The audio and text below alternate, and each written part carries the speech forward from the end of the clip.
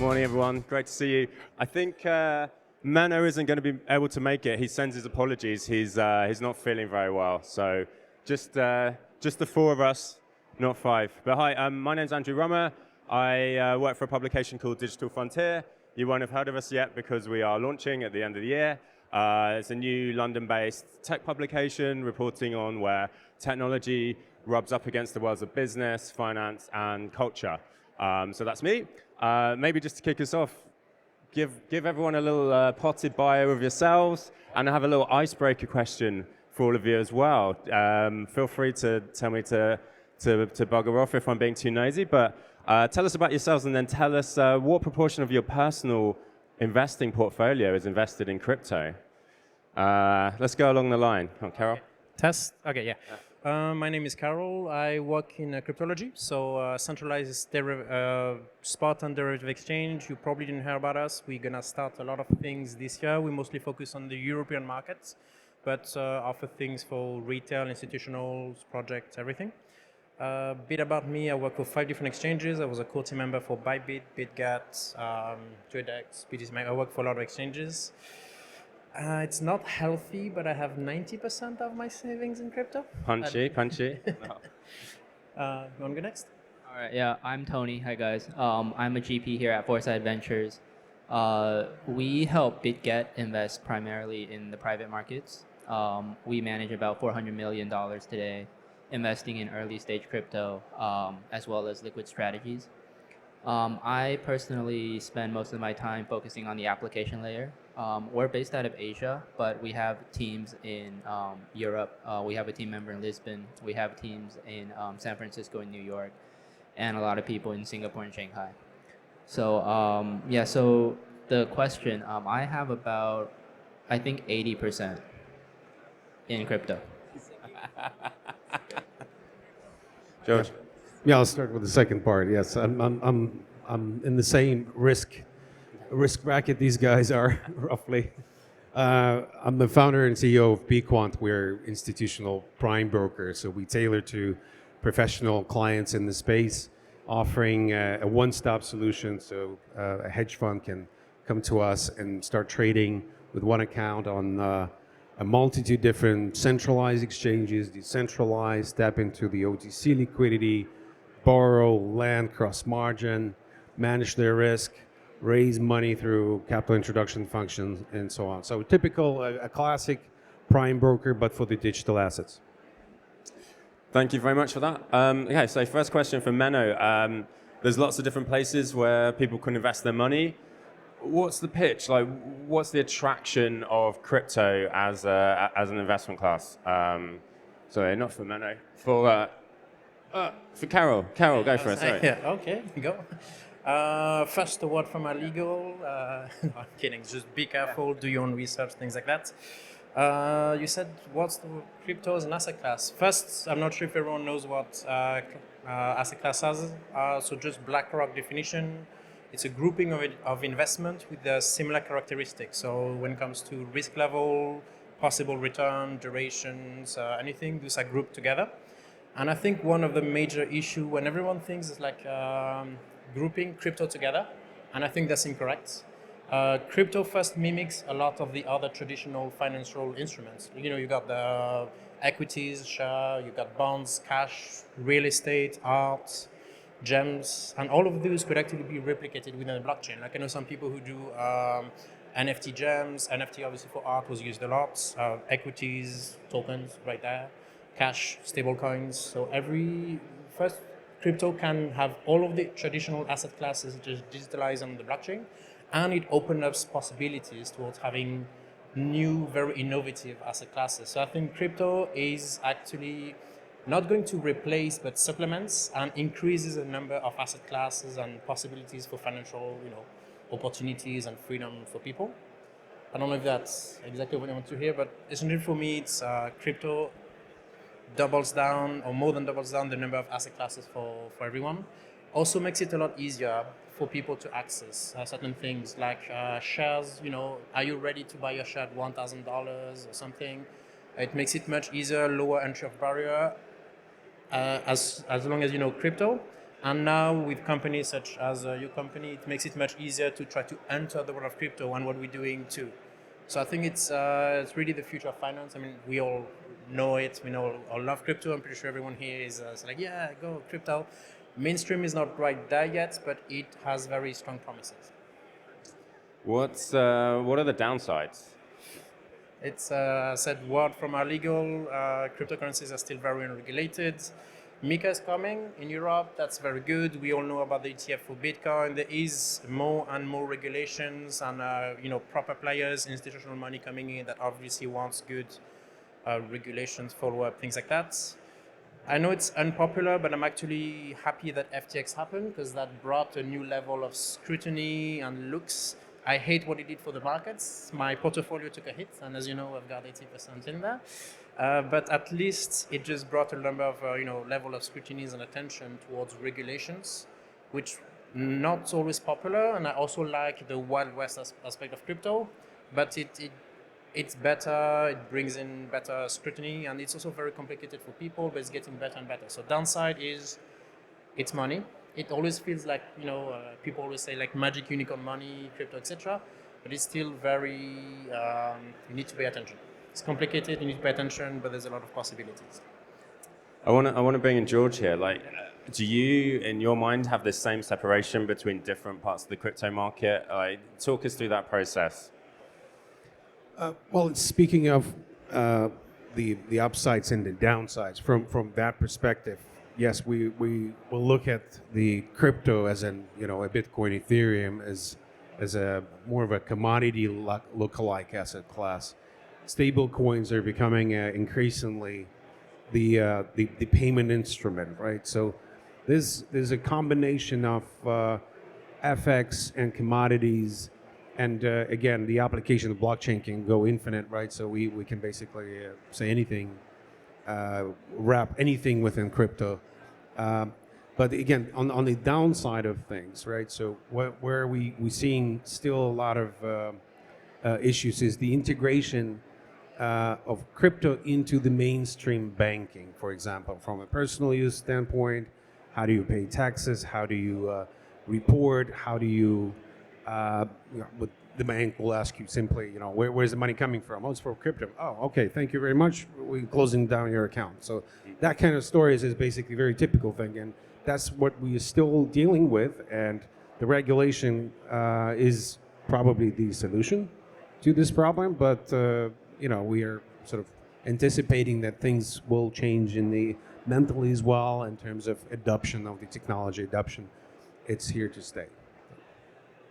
Tony, I have a question. Like whenever I talk to professional investors, they are talking about uncorrelation. They want assets that are uncorrelated from each other. Can you talk us through this concept of correlation? What is it, and why is it attractive to have assets that are uncorrelated from each other when you're investing? Yeah, I think like crypto, you can't really say it's uncorrelated, right, to the broader market. Like the market itself, it's a derivative of liquidity. All of our kind of bets on crypto today, we're betting on the Fed lowering rates in the next cycle, right? It's a matter of liquidity. So when liquidity comes, like all boats rise, right? So when we say crypto, the correlation between crypto and other kind of mainstream assets, I think the only thing like most of us think about as an investor, right, is that the risk and growth profile of crypto companies are very different from like the traditional startup companies in the tech world. I used to do investing at Sequoia, and a lot of the projects that we invested in needed a lot more capital to get off the ground. For it to go into IPO, say 8 or 9 years, 10 years later, right? But for crypto, the cycle is much faster. So when we look at correlation in this aspect, it takes much less capital, but much more risk, obviously. Much less capital, but much more risk to get that certain level of like growth profile that you want. So I think when we look at correlation between crypto assets and traditional like TMT growth assets, that's the biggest thing we think about. But from a liquidity perspective, like when you exit, right, it's still the same. You need a lot of people to be investing in this market. You need a lot more liquidity in the market. You need institutional investors to buy into the story. So taking a step back and getting even more basic, like what is correlation? Well, correlation is when, well, the relationship between how two certain assets grow, right? If they're 100% correlated, they grow in line with one another. If they're 100%, when they're 100% positively correlated, they grow one in one with each other. When they're 100% negatively correlated, one goes up, the other goes down. When they're not correlated, the growth of one asset doesn't impact the other asset. That's how, yeah. So then I guess, again, like kind of a basic question, why is that a good thing? Like if your portfolio is currently moving like this, why is it beneficial to add something that moves differently? I guess like I'm getting at the heart of like portfolio theory here. Like, is that correct? Or maybe, George, want to comment on that one? Diversification is basically the key rule in any portfolio investment. So when we're talking about correlation of different asset classes, why you have to have 60, 40, whatever, 60 bonds, 40 equities is a golden rule sort of for portfolio. And then we can add other asset classes and so on. So the more correlation the more diversification you have in your portfolio, the safer it is, typically, right? So Tony, you're a venture capitalist. So VC is a market that's generally closed to all but wealthier investors. It's kind of accredited investors. Should the wealthy invest differently to regular people like me? Like, how does that work in your mind? I mean, the only reason why VC is closed off to many public investors, right, is because the risk profile is not something the regular investor should stomach. Our funds are,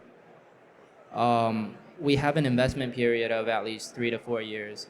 We have an exit period of another 3 to 4 years. So oftentimes it's closed for 8 to 10 years.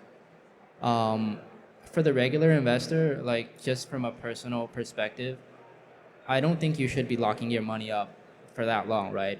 And VC returns over the years, historically, they haven't beaten S&P 500, right? The only reason why VCs exist is because they are supposed to help certain investors capture alpha that they can't capture elsewhere. And the way we capture that alpha, we have to spend a lot of time, we have to spend a lot of money to trial and error, right? We invest in maybe hundreds of companies in a 3-year period, but how many of them go up to become a unicorn, right? Maybe less than 1%. And the typical investor shouldn't stomach that risk. That risk should be for the professional investor, the wealthy, because they have the risk appetite to lose that money, because typically the typical VC firm loses money. Okay. I want to bring George back in here and talk about macroeconomic shocks. So how does the crypto market respond to a macroeconomic shock? Something like war in the Middle East, for example, I guess. Well, we've seen a number of history events that showed in how crypto acts in macro shocks. Again, so it's a very broad definition, right? So we're talking about from the trading perspective, and we're talking about a COVID pandemic, for example, as an event. We've seen that in that situation, crypto acted like a risk asset, basically. Everybody was selling everything. How do you define a risk asset, just for the 101 crowd? So that's another broad definition as well, right? So if we're talking about a high volatility, typically is a risk asset, but there's other components such as jurisdiction, industry, et cetera, right? So there's multitude of risk factors you can cling to crypto, and you have to obviously consider it as from multiple different ways. And again, when we're talking about macro components as well, right? So macro shocks can be different. Like inflation is a macro shock, and in this particular scenario, crypto acts as a safe haven essentially, right? So it's a bet against inflation in a way. So you cannot just blindly say it's it's this or that, or and have to look at each individual macro shock individual. How about central banks? I mean, what happens when central banks add liquidity into the market by cutting rates or remove it from the market by raising rates? I guess particularly the big daddy of central banks, the Federal Reserve. Like, how does the crypto market respond? Well, in line with the equity, with the risk assets, pretty much so. Yeah. So we're waiting for rates to go down again, for liquidity to flow in, and the asset prices will go up basically. Yeah. And if I can, for that, yeah, basically, come I in. go back to previous question with correlation. I think there's still a very strong correlation between TradFi and crypto, which include DeFi and others.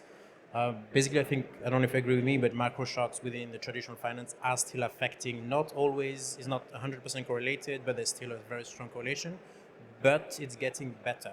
Like for me, I think for crypto as an asset class to be able to be developed, needs to uncorrelate more and more and have different asset class within crypto to be able to not correlate to the same macro shock essentially as a traditional. Yeah, I mean, there's always a sort of an argument about what is better for crypto to be uncorrelated or correlated. We've seen that correlations to equities, for example, are increasing as more institutional players coming into the market. When we had Wild West retail driven market, I think it was wildly uncorrelated, wildly. And so it's a kind of a trend. It's a development of the industry towards more institutionalization and sort of a less volatility as definition of a sort of a mature asset class versus an emerging market or emerging asset class. So these last few questions I have, I want to open them up to all of you as a panel. So feel free to jump in if you've got responses. Feel free to argue with each other if you want. That's always good. Highly recommended. So first of all, when I think of the world of investing assets, I mean, you've all talked about assets. You've got the stock market, you've got the bond market, you've got these alternatives, real estate, art, all sorts of things.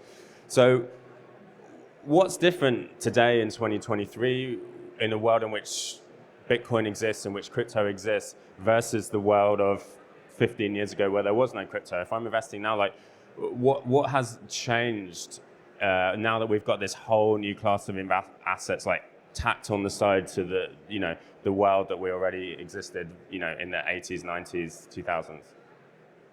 Well, again, I can draw an analogy from history as well. There's an internet bubble, right? So which kind of similar in many different features of what crypto has done to the space in the last few years, right? So it was a similar type of hype, a lot of unfounded hype as well. We've seen a bubble burst, and we've seen that bubble burst in crypto as well a number of times, in fact.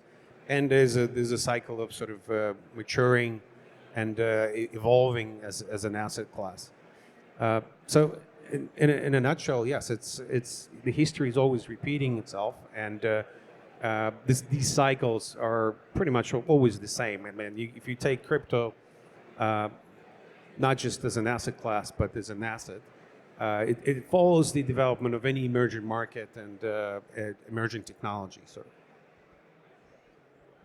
Tony? I think like what's majorly changed is that obviously we've seen a lot more consensus being built around Bitcoin and ETH as as assets that can kind of beat inflation, right? But at the same time, if you look at ETH, a lot of the other layer 2s, a lot of DeFi, crypto has become much more usable. And as these tokens become much more usable, as they have applications, I think a lot of regular investors and users of these protocols are realizing that this could be something of value, right? This could capture value similar to a stock, but it has much better liquidity.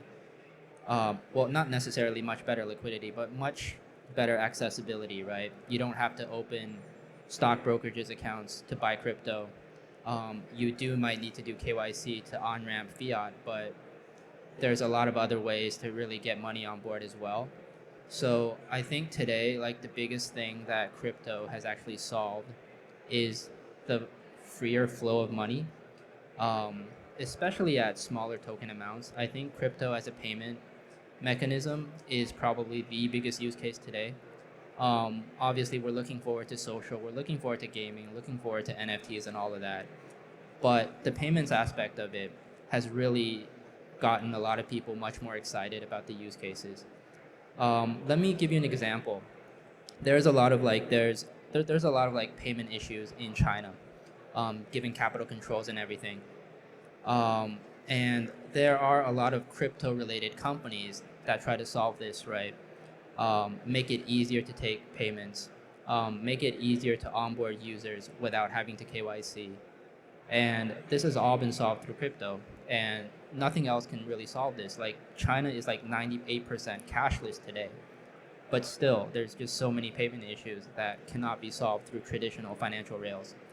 And I think crypto itself, as these years, as like more regulations comes into place, as KYC becomes much clearer, um, the easiness of onboarding in payments, gaining yield through DeFi, will make crypto a much more accessible asset for the masses. You don't have to add anything if you don't want to. It's fine. Should we move on? Yep. Okay, I'll go then. Yeah, go for it. So for me, I want to go big back to what we said before with the trend and history. Okay. I see crypto and blockchain technologies a continuation in the trend of history where back in ancient times, everything was basically correlated towards the physical assets. You're like, this is my gold, this is how much I have. And when you wanted to save money, we had this idea, you hide your gold like in the garden, you keep your money under your mattress or something. And it's becoming with the internet bubble and everything, it started to be uncorrelated more and more from physical objects towards more utilities. And there's a lot of democratization, access for the masses towards this type of financial opportunities and freedom. So I'm kind of like back in both corners. Like, yes, trend is kind of repeated, but it's continuing. I think it's a step further, and it is more democratized. Like now, you can have a lot more people can try to accumulate wealth and don't need to carry these huge amounts. So it's going more towards ideation, utilities. You can everyone can come in, can go out, and also what you mentioned with the cashless. Actually, for China, it's very easy to pay without cash compared to Europe. Like you said, China has a lot of problems with payment solution. When I live in China, actually, I just go around with my phone, and that's it. That's everything I need. But here, back in Europe, you can't do that. Like if I want to take the subway, if I want to rent an apartment in France, it's crazy. You need a lot of things. So I agree with what you said, but I think it's even worse in Europe and in the US with the access towards what you can do with your money, like how you can use it. There's way too much, regulation, paperwork, things like that, and that's why blockchain could try to democratize that process too. I don't know if you agree. Yeah, no, I agree. Like when I say in China, like the payments, there's just a lot of regulations around what you can pay for, right? For example, I don't know if you guys use WeChat, but WeChat, there's a lot of limitations on how much you can pay a certain people in a certain amount of time. And if you're setting up like a group and you want to kind of take payments from your fans or sell something within these groups, there's a lot of big brother controls that WeChat does, right? That they don't allow you to do. If, for example, you're trading, well, not trading, if you're taking in upwards of 100,000 a month, your group might get shut down because this is a centralized issue, right? Like they think you might be doing money laundering. They think you might be selling sex or something, right? Selling like taboo. So crypto solves that because ultimately, like I think as human beings, right, we all want freedom to do what we want to do. We want freedom to buy what we want to buy without somebody telling us, well, whether or not we can do it. So my point is more around like even though China is 100% cashless, it's all centralized within like 2 or 3 entities that can determine whether or not you can pay for this, right? But I think crypto as a payment instrument goes around that. I wanna come back to this sense of whether crypto is a safe haven, the kind of place that when investors feel scared, they'll push their money towards, or whether it's more of a risk asset, the kind of place where when investors feel bullish and happy, then they'll push their money towards. I'm getting the impression from everything said so far that you're all on the page that it's more of a risk asset, but is anyone kind of willing to make the case that crypto is a safe haven? I'll start, or you guys? Go ahead. Yeah. So, I mean, we're all at 80%, so I think we still Wow. feel it's pretty good, you know? Yeah. So my point is, I go back to what I said initially, it's not crypto asset, there's many types of assets within crypto, some of which mimic equities, are still very correlated towards other things. So there is very safe, like if you want to do a lot of the staking now, there's more and more staking with very stable assets relatively to crypto. For example, give us a few Uh, examples of the safer like- ones. I mean, for me, ETH is still fairly volatile, but I mean, so is the traditional market. You can also have very high volatility. It's been in the last 2-3 years, it's been within the same range, and you could with staking you can actually grow. So even if the price slightly goes down, your portfolio value doesn't change much. There is a lot more of this, like layer one blockchain, Sol. I mean, Sol, it depends how you take it, but there is some of these stable things. And then you have, I mean, NFTs, which obviously comes in different variation. We mentioned before art, real estate, etc. NFTs could do this, but they're very unregulated, still a bit Wild West. But you have a large variety of assets, and even some that are entirely new, not even a replication of the normal ones. So I'd still say you can find safe ones, and you should, again, as you mentioned, Tony, like diversification.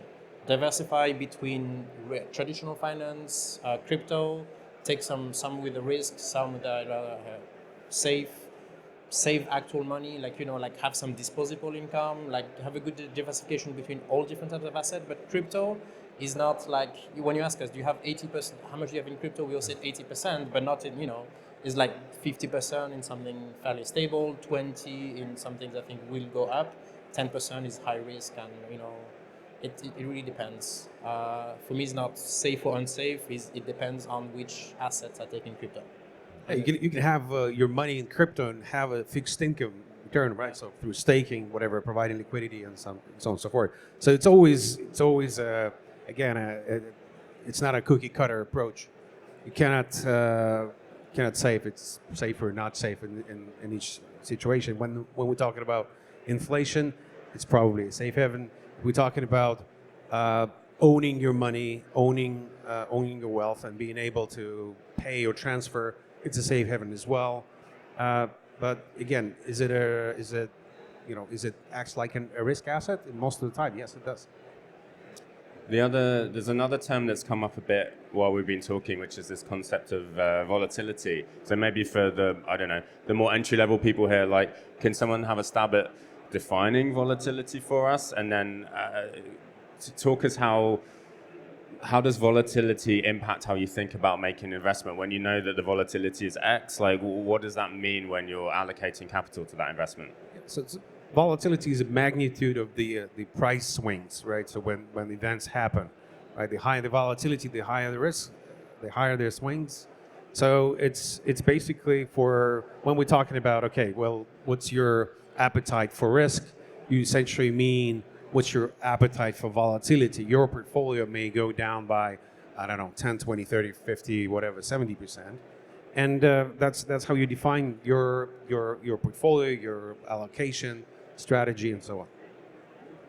Anyone have thoughts on volatility? You all seem very comfortable with it. It's amazing to me. But I mean, if anyone is in crypto, I think you need to Okay. to be ready for some volatility, depending on the asset class. Again, you have stables, now it's not, but like if anyone, can we do like a raise of hand? Who was here in crypto in 2018 or before? Okay, yeah, this is what, so third half. I think then everyone here was used to the volatility. I mean, Bitcoin went from 20 to 6 to 3 to 10 to 9 to 20, 30, 60. Like it went, it's still very, very volatile for some of this, which is what a lot of people come from. There's a lot of FOMO, hype, people wanting to go moon, and that's fine. An asset class for me. That's like a highly volatile new coins. And It's volatile. sorry to just to add one bit, it's also relative, right? So when we talk about national currencies of emerging market countries, they swing 50%, when within similar patterns. It doesn't happen as often, I'd say, as the price of Bitcoin, but still it does happen like that. And emerging markets is basically what we are living in. I mean, crypto is another emerging market built on technology. I think it was like the Venezuelan dollar that went 50 times. Yeah, I mean, Argentina has over 2,000% inflation rate, right? So their currency totally dumped all the time, and it's what do you do? You go to crypto as a safe haven asset. And if you remember, we talked about how easy it is. So like a lot of Argentinian Venezuelan, they go and combat inflation, which is another type of volatility. If you want, it's generally slower base volatility, but still, like I think we all saw the prices go up for everything that we're buying in Europe and maybe over the world. How is it in China? Like my friend also told me it also increases the price. I think inflation in China is much lower than the other countries, right? Because the monetary policy has been much more conservative versus others.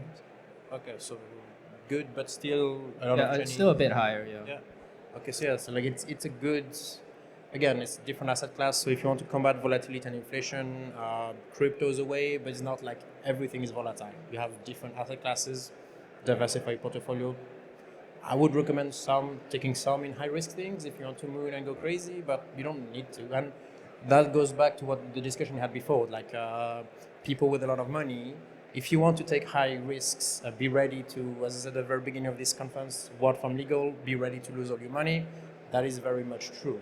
Like I lost 99.5% of my portfolio on some of the high risk ones. So volatility can be good, but you need to be ready to lose all your money. Don't only have like what?